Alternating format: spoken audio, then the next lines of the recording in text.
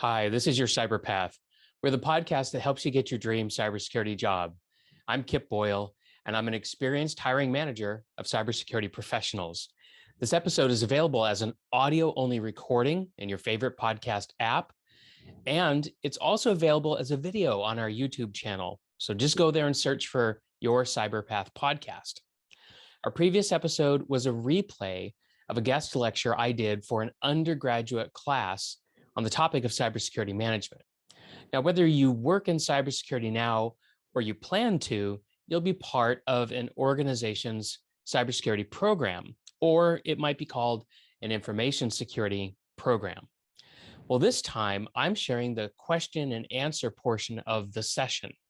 As I said last time, I want to share this information with you so that you'll get a better idea of what it takes to lead a cybersecurity program. If you want to be a CISO one day, a Chief Information Security Officer, or you just want to really support your boss, either way, you need to know this stuff.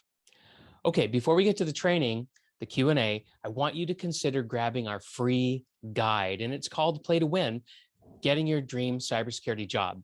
It's a very helpful 20-page visual guide, and it describes how taking a capture the flag approach is going to help you compete and win in your job hunting. So if you want to check it out, just go to yourcyberpath.com/PDF. That's yourcyberpath.com/PDF. And I want you to remember you're just one path away from your dream cybersecurity job. Great. Okay. Let's head towards the questions from the students because I know that they chomping at the bit. And Raj, you have them. A couple people have asked me about whether they can ask them orally, and so, but I'll let Raj be the kind of the MC of all this on his role. So Go for it, Raj. Yes, thank you so much, Kip Boyle. That was a really good presentation, and you're getting much praise in the chat. The chat has been exploding with questions, and I personally loved your presentation, especially the fonts you used are wonderful. So thank you so much. First question I would like to ask you, very repetitive question from students is, what is the meaning of Fire Doesn't Innovate? And why did you choose this particular title? It's very intriguing. Well, that's one of the reasons why I chose it. I had a conversation with my publisher about title, and so I'm a very practical person, and a lot of my initial title suggestions were a lot more mundane. And then as I reached deeper and deeper, this one came up.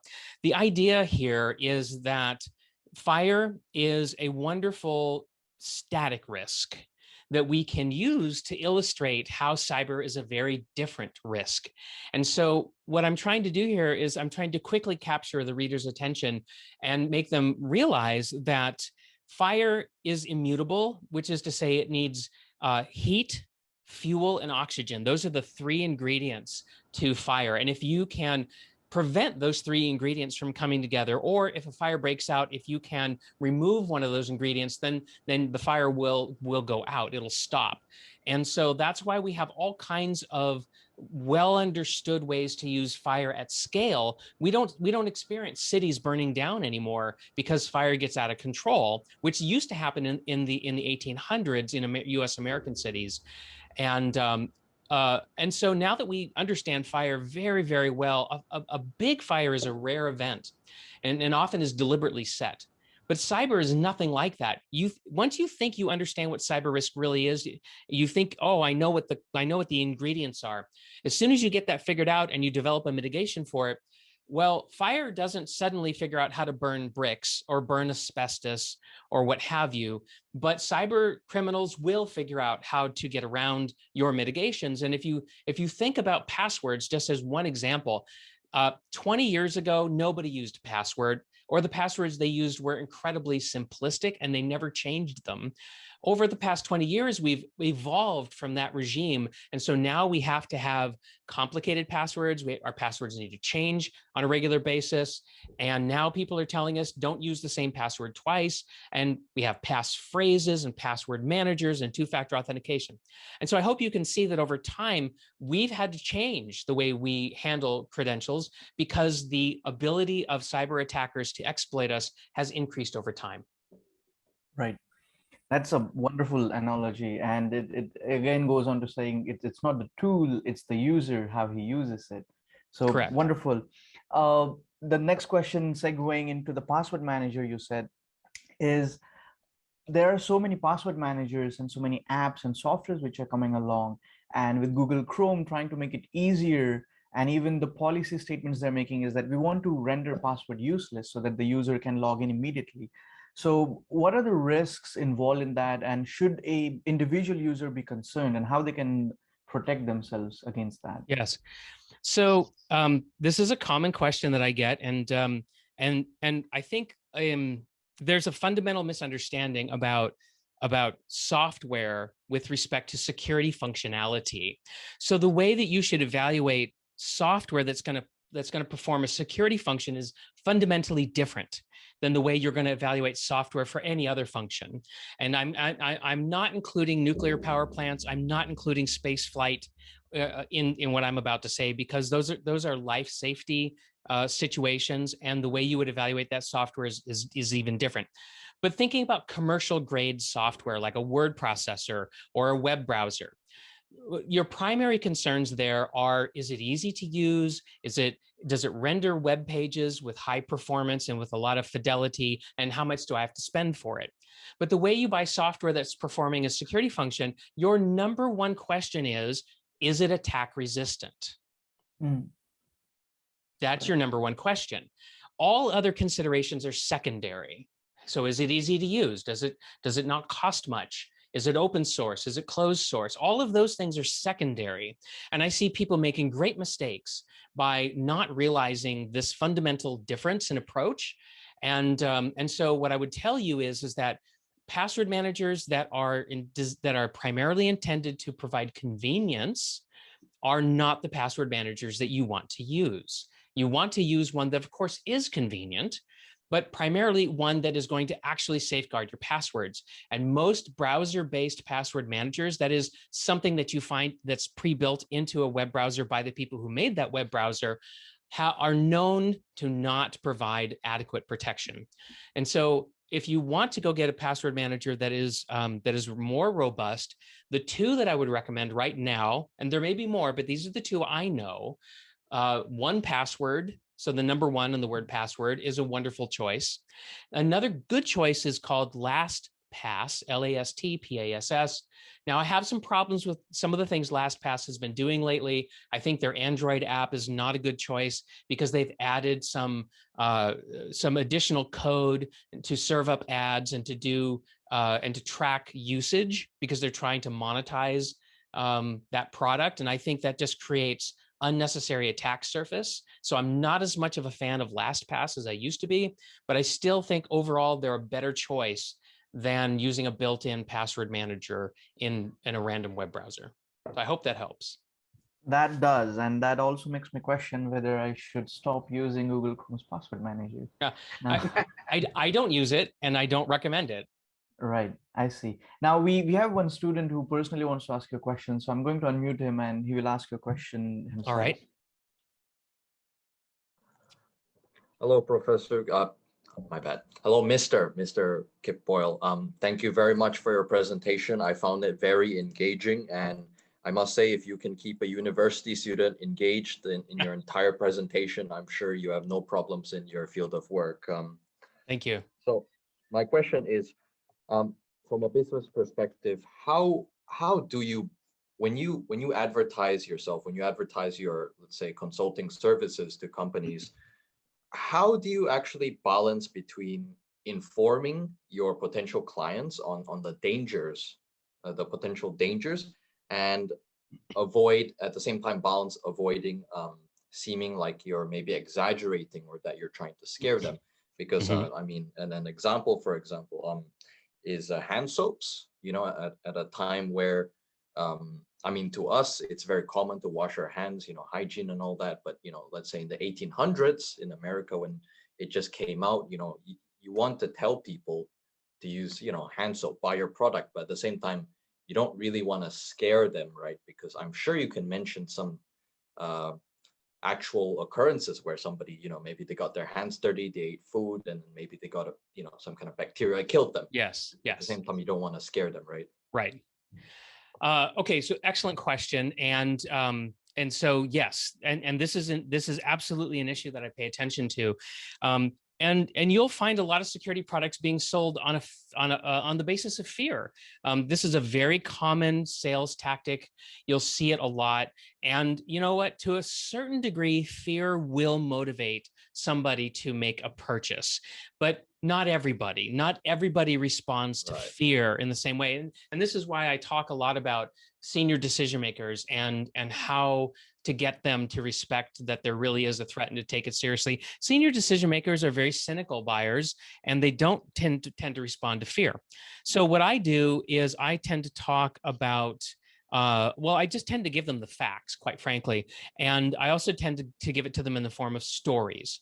And I found that if I can share a story about an organization that had a cyber risk, had trouble with a cyber risk, if they can recognize themselves in that story, then they're more likely to listen to me. Having said that, I have had plenty of experiences where I told good stories, because stories are very powerful for human beings, right? Facts and figures are not that powerful. There's a little aphorism, and it's called facts tell, stories sell.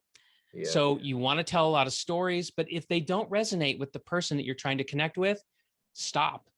Because until that person has a significant personal experience with cyber risk going bad, they're not going to pay attention to you. Okay, so should you maybe link it to maybe like cyber hygienes, just like what you've wrote in your book as well? Yes, so you can try analogies, you can try metaphors, you can tell stories. I mean, you can go and become an expert marketer and advertiser, and you can use all of the methods, the known proven methods, and you could still strike out, because there are just some people out there that are not going to believe you. They're not going to buy what you have to sell, and you can't make them. And it's frustrating. I assure you, it is very frustrating. Yeah, but that's why I quote Claude. That's why I quote Claude Hopkins as somebody who says people don't buy prevention. People buy things that make them more beautiful, that make them more successful. That's how you sell. And if you think about it, that's how soaps are sold. You use soap as an example. People don't buy soap because it cleans so much as they buy soap because it smells good. Right. Okay, so if you were to, let's say, convince somebody in the COVID era to wash their hands, maybe talk about how, they'd scare people less or something. Okay, I understand. Thank you very much for your answer. You're welcome. Yes, thank you so much. That was an excellent question, and again, an excellent answer.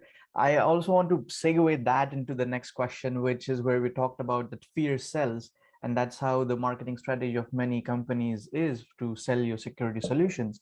Now, the question is that what should we do about it? And are these, for example, it's the student mentions the company Apple, and Apple always says, hey, we are on the side of consumers and we respect your privacy, so we're going to give you utmost security. Do we believe them? And how do we know the true secure services from not so marketing gimmicks? Right. That's very difficult. It's a very challenging determination to make. It's very, very difficult. And so it's going to depend on who you trust. And it's also going to depend on your own skills as an analyst. So for example, when I had to decide which password manager do I trust, I had to use analytical skills, and I had to discover how to measure whether a company was offering a secure product or not. And so I went and downloaded their white paper, and I read how one password and how Lastpass, because they take very different approaches to securing the passwords that you entrust with them. But I read their white papers and I used my knowledge of system security engineering in order to know whether or not that what they had written was credible. I also researched how many open public vulnerabilities were available in the public vulnerability databases. I also watched how they responded to new vulnerabilities that had been reported that had become public. How fast did they acknowledge those vulnerabilities, and how quickly did they develop a fix and release that fix? So there are ways that you can use, right, to know the security potential of a product, but sometimes a person is not qualified to do the kind of research that I just described, and so they're going to have to find different ways to to discover that. Perhaps they'll read a review that an independent organization has done on that product, and sometimes you just have to make your best choice and just do the best you can until evidence arises to suggest that that's no longer the right choice. Right.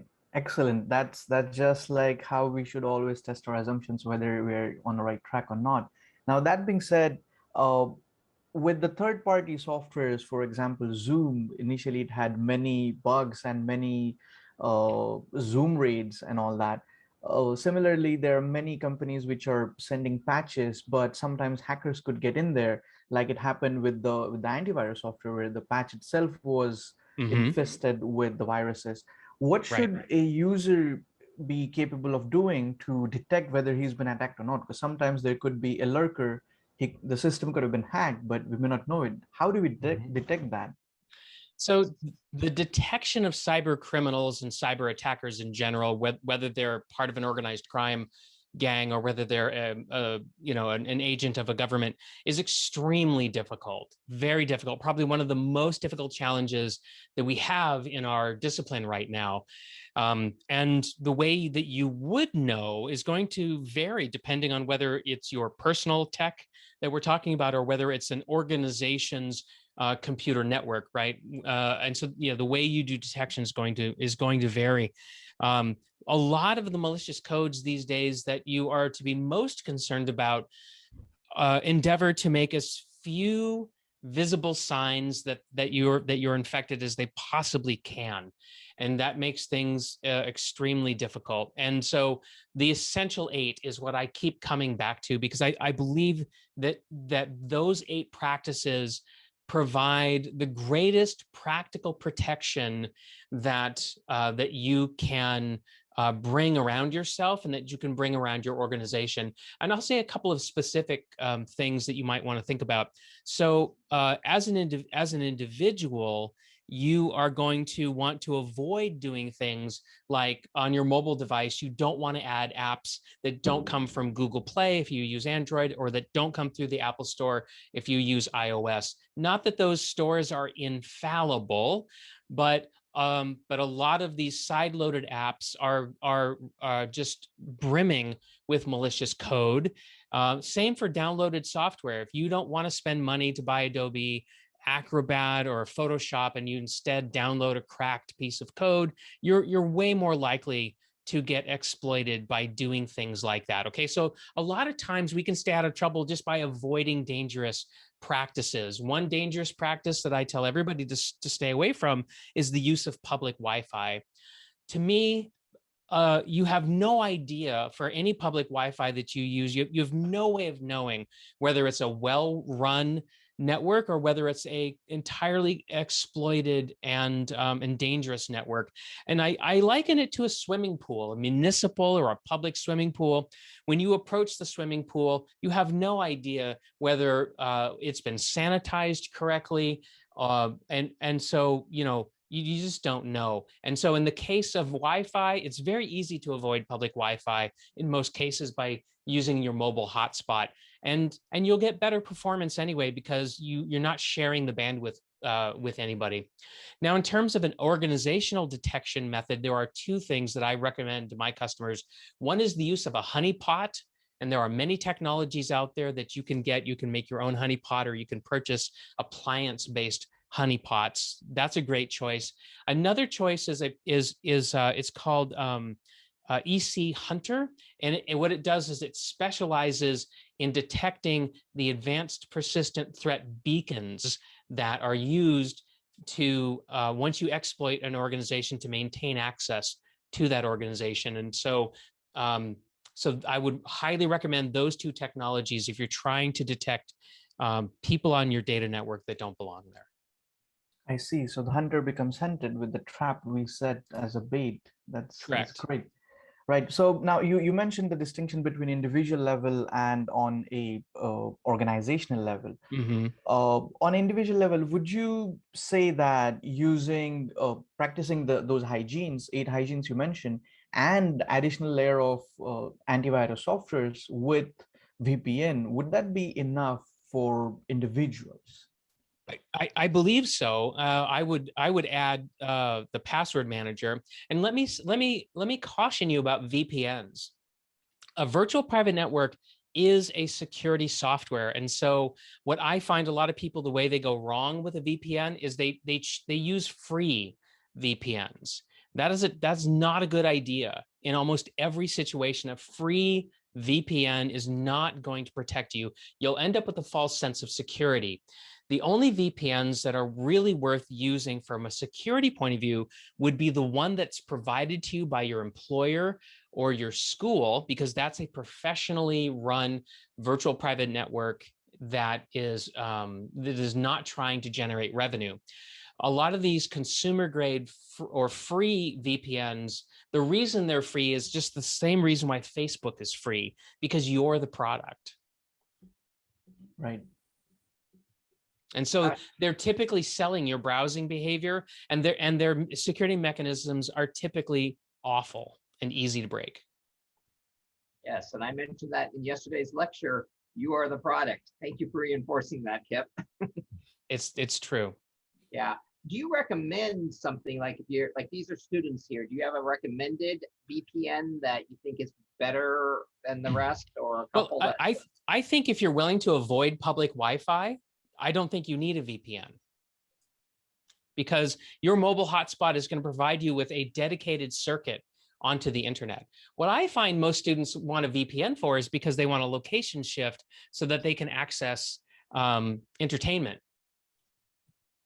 Mostly, yeah. And in that case, it doesn't matter what VPN you use, just don't be mistaken into thinking it's a security device. Yeah, right. I see a lot of guilty laughs on the thing there. So definitely that's true there. So, guilty as charged, because CBS sometimes don't stream here. So of course, yeah, of course. And I personally, I don't have a problem with it. I just think that if you believe that you're using a security device, I think you're fooling yourself. Right. The false sense of safety and security, that's something we're dealing here. Yeah, now, that's awful. You don't want that. True that, because it kind of makes you unaware that you're actually putting a target on your back and you think you're safe, when you're in fact attracting more attention to yourself.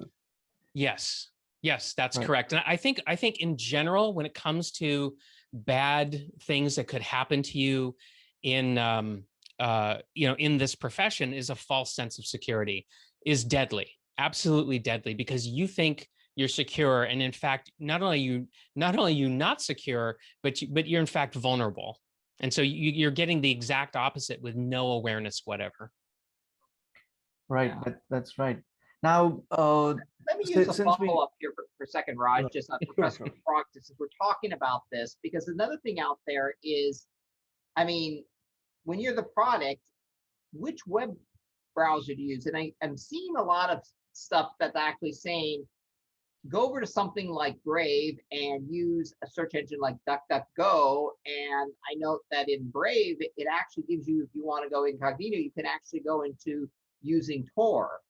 Yeah. Talk about that just in kind of general about what you think of that there. And sure. Some of it is, and I should say, part of the thing is why I've been myself looking at this is I'm having to do certain levels of communication with people who are in locations where having communication with somebody in America or something like that could be detrimental to their physical health. Right. Okay, yes, this is excellent. So what you're going to do is going to depend on your profile. And I'm so glad you mentioned the case where somebody may be living under the supervision of a hostile regime, or a government that's being accused of human rights violations. The amount of care that you need to take in that situation is very, very great. And so there's an organization on the internet called the Electronic Frontier Foundation. The Electronic Frontier Foundation.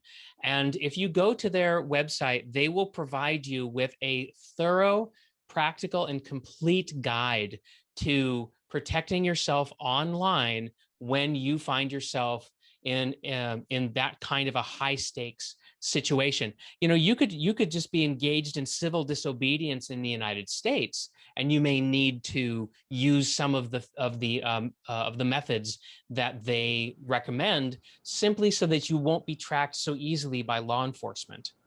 Not that they're going to violate your civil rights by tracking you, but you may not want to be tracked in any event. So if you're operating at that level, go to the Electronic Frontier Foundation and read their guides. Their guides change all the time. Now, if you're just a typical person, a student, a business person, and you just want to have, you know, good privacy, then I'll tell you what I do. I use the Firefox web browser. And in the past, I used different web browsers because things change. But today I'm using Firefox. I'm using it with an ad blocker called uBlock Origin. And the reason I do that is because the advertisements that will come into your browser are not served up by the websites that you visit. They're served up by advertising networks. And those networks are a cesspool of malicious code. And so you want to block advertisements, not because you object to advertisements, but because they are a known vector for malicious code. It's called malvertising. And uBlock Origin is an excellent browser plugin that will help you deal with that. I also tend to browse in anonymous mode a lot because I don't want to be tracked. And I also use a functionality, an extension for Firefox called containers. What containers allows you to do, and I think Chrome has a similar functionality called profiles, but containers in Firefox, you can designate where the cookies are going to live. So if you log into outlook.com under one user ID and password, and then let's say you've got another email address that you want to monitor on that same website, you can have one container for email address 1 and a separate container for email address 2, and those cookies never cross-pollinate. They stay in different logical containers, so you can actually be logged in to the same website under 2 different accounts at the same time. And I just find that to be a fabulous security. Well, it's very convenient because I don't have to log out and log back in all the time, but it's also good because it helps me remember not to put information that belongs in one account to accidentally put it into a different account because I forget, or because it's just inconvenient for me to log out and log back in again. So that's what I recommend. I see. That's wow. That's wonderful, because I've been personally researching on this one, and this is wonderful advice, because what most people do is they log in one account and then they create incognito tab so that they can log in with different user ID. That's a great advice. Now, one question that keeps coming is, how come Israel is so good at doing all this kind of stuff we keep reading in the news, and should we be worried with Pegasus? Now, this could be a really opening a can of worms right now, but I want to keep it to the student side of the situation, where how come they're so good at this tech? Okay, so you're really asking me 2 questions, and I'll answer them in turn. The caveat is I don't have any active business or personal relationships with anybody in the Israeli cybersecurity community. So so what I'm going to tell you is a perception, not based on either anecdotal evidence or any kind of study, structured study. But My perception is that Israel is in a perpetual state of war. And when they do cybersecurity, they bring a certain mindset to that work. And that mindset is, I think, more than anything, is what distinguishes their ability to produce, products that tend to be superior, because they themselves have to rely on those products for their own national security. And so that's my perception.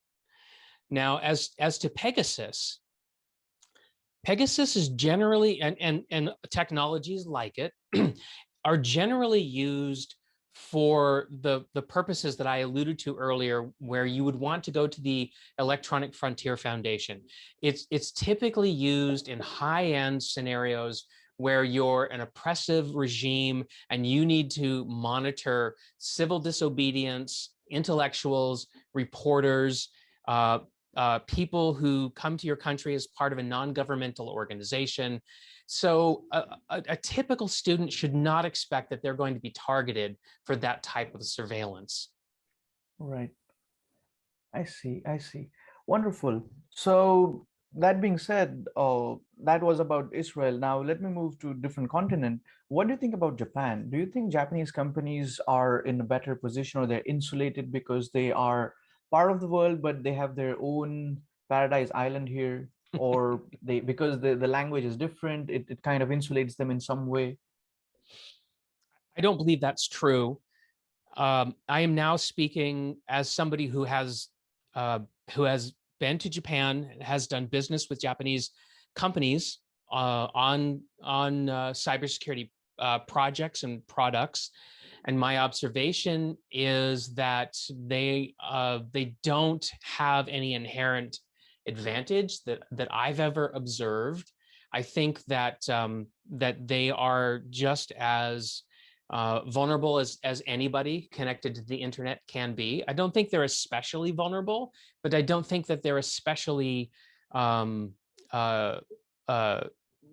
aside, that they would be attacked less. Right. So there's no distinction for cyber solutions, whether it's a Japanese company or non-Japanese company. In terms of attackers, it's all the same. I don't think there's any material distinction. Right. I understand. Thank you. That was one of the biggest questions, because about 60% of our students are Japanese and other remaining are non-Japanese. So this question was one of the biggest, many times asked by the students. I will let me also add, in terms of my experience working in Japan on cybersecurity. My experience is that the state of the art for technology, for enterprise technology, not for consumer technology, but for enterprise technology, tends to be a little behind what I experience in the United States. I also have noticed that the style of doing business in Japan, the way that decisions are made, also has an effect on the ability to understand the cyber risks and to make effective risk management decisions. Right. Now, there's one more thing I want to ask, and probably with that we'll conclude our Q&A session. And there are many questions I'm having, and I'm still getting questions. So what I think I'll do is I'll curate a list of Q&As, and if it's possible, Mr. Boyle, I'll send that to you via an email. And of course, whenever you get time, you can get back to us on that. That'll be fine. Yeah, thank you so much. That being said, one last question before we go is, we see many companies getting their data leaked, and with that, the user IDs and passwords are getting leaked. What is this tendency that's happening, and does it come down to personal choice of hackers, whether they're being ethical or not ethical? And what do you see in this situation? What's your view of it?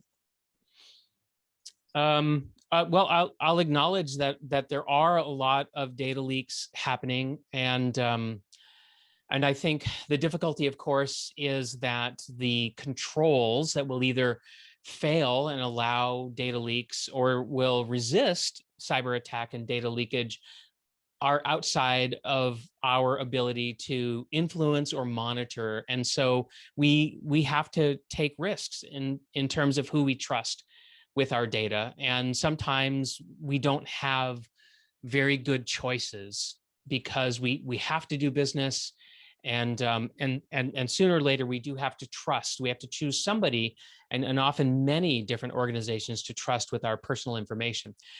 Now, my advice is to make the best choices that you can, and to rely on independent analysis where it's available to help you make those choices, but that you also need to protect yourself in the case that your choice turns out to not have been a good one. And so I go back to the use of strong authentication, to use two-factor authentication everywhere that it's available, because then if your user ID and password should be compromised, then the fact that you use a second factor of authentication will protect you. Not that two-factor authentication is impervious to attack, it's not. And to that end, I would say make sure that when you have the chance to use an app like a Google Authenticator or a Microsoft Authenticator or Duo, that you're going to want to use those forms of second factor authentication as opposed to receiving a code as an SMS text. So if all you can do is SMS text codes, choose that. But if you can choose an app-based form of second factor authentication, you should always use that, because it's less subject to exploitation. And then if you're living and working in the United States, my recommendation is that you put a freeze on all of your credit records at the major credit bureaus, that you freeze credit checks, not just monitor them, but actually shut them off, because that's the only way I know to prevent your personal information from being used to exploit your credit records. Monitoring will only tell you that you've been exploited. Freezing will actually prevent you from being exploited. That's right. And prevention is better than cure, as we learn, because the cure is worse than the disease. Now, there are many Yes. questions. I'm still getting questions. Do you mind answering a few more before we go? I have I'd really time. appreciate it. I have Right. time Thank if you have time. Thank you Okay. so much. Yeah, Thank go you so ahead. much. So one question we're getting is, you talk a lot about whether it should not be qualitative measurement of risk, it should be quantitative, and it should be usually on a scale of 1 to 10. How do you measure that? What are the parameters in which you gauge the depth and extent of these risks? Right. So, so here's my book, right? My book talks all about this. And part two of my book explains in detail how I recommend people should do this. And the essence of this 0 through 10 scale is that there's a scorecard. And if you happen to have a copy of my book, and if you turn to page 165, you'll actually see a scorecard where I define what is considered to be a 0, a 3, a 5, an 8, or a 10, by providing what I call testable statements. So as an example, a 3 in the 0 through 10 scale that I suggest is defined as our organization sometimes does this, but unreliably, and rework is common. And so this is with respect to a control that you're using to manage cyber risk. And so when you can use these testable statements to translate what actually happens into a number, then you can aggregate those numbers, and you can use some statistical analysis, which I talk about in the book, in order to move from a purely qualitative form of risk management more towards a quantitative form, without requiring the use of advanced statistical methods, which, if you can use them, and if your senior decision makers do like them, then I think that's fine. But again, I find that most senior decision makers that I've worked with don't have the time or the expertise to use advanced statistical methods. So I hope that addresses the question. Yes, thank you for putting that on the screen. Yes, that it does address the question, because it's many in one thing in risk management is that eventually you have to tie it down to numbers, and it's hard to put number on risk and then convey it significantly. So it takes a bit of storytelling to convince the people in charge of decision making that, hey, Yes. this is big deal, right? So, one more thing I would like to ask you is that many times what happens is many companies set up their business contingency plans, and they have these sites for disaster recovery sites, and fallback and fallback of fallback. Then they test it on piece of paper and everything looks good, that they have turnaround time of, within the specified time. However, when the rubber meets the road, things don't go out smoothly.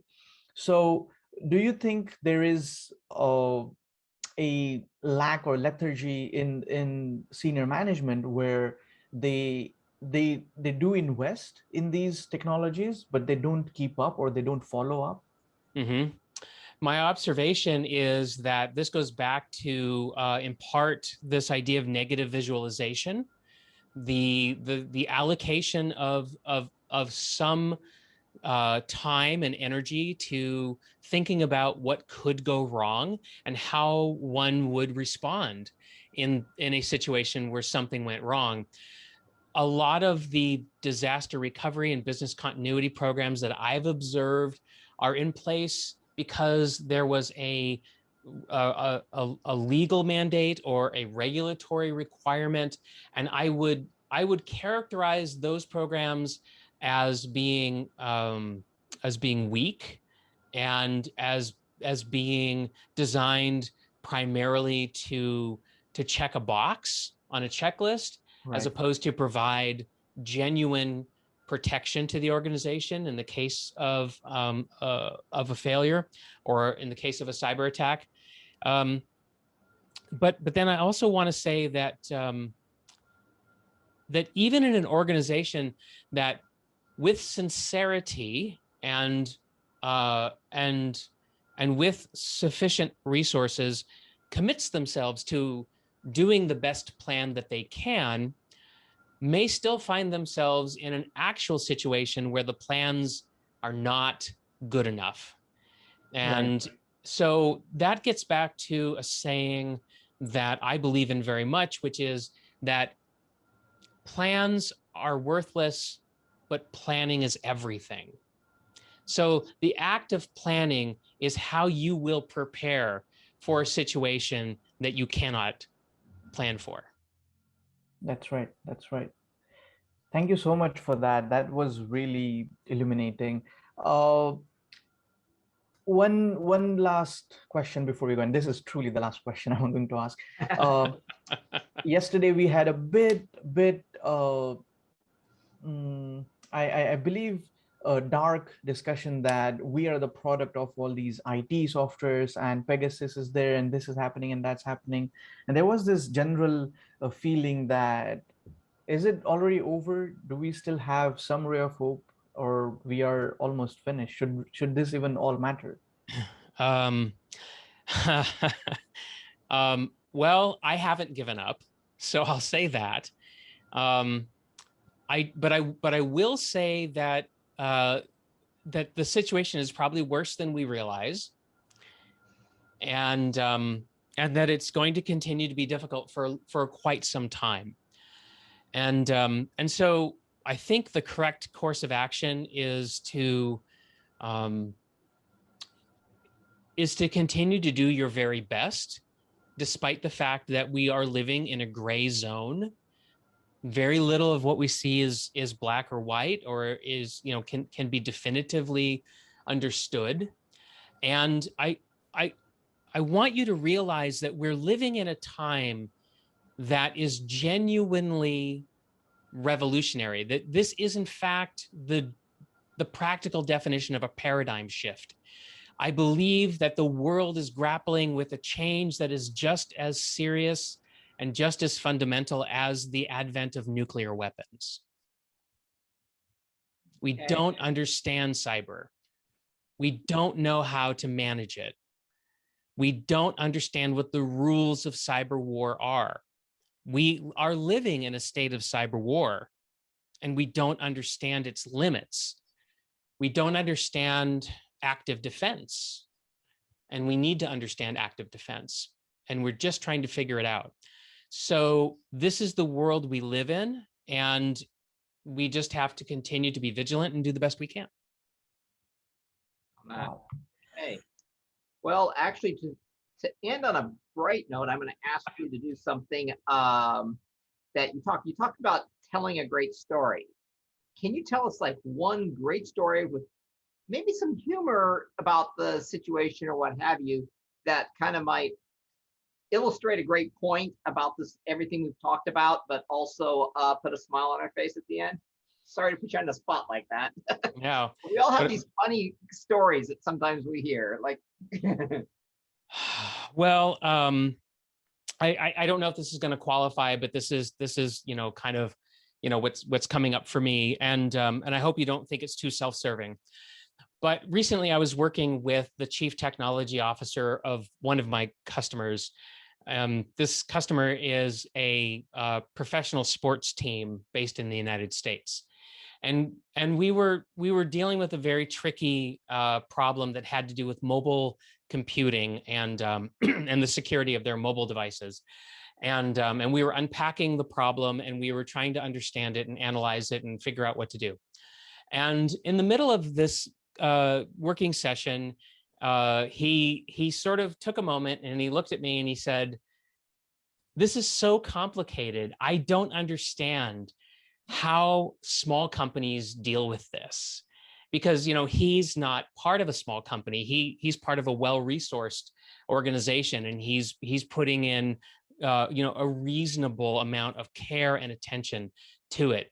And so my podcast co-host Jake, the cybersecurity lawyer, was also in on that meeting. And so we kind of looked at each other and we said, "That's a podcast episode." So we did in fact create, and we will publish on August 31st, a podcast episode called Cybersecurity for Small Companies. And in that, I will actually talk about how you do it. And I mean organizations with as few as 5 employees or as many as 500.